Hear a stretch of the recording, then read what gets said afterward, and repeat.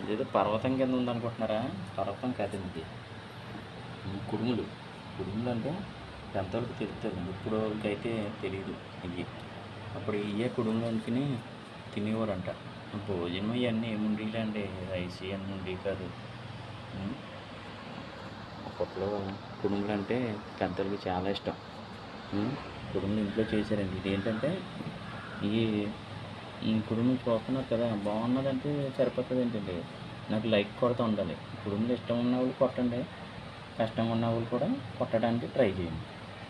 ఏంటిది నన్ను కదండి, లైక్ చేయండి, లైక్ కొట్టమని.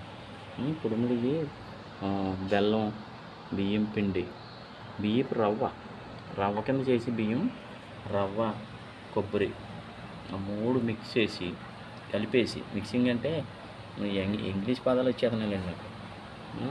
ఈ మూడు కలిపి ఉండలు చేసి కుక్కర్లో పెట్టి ఒక్క తిప్పితే ఒక రకంగా తయారవుతాయి. ఇంట్లో చేసినవి చాలా బాగున్నాయి. ఇప్పుడు మీకు చూపిందామని ఇలా తీసాను.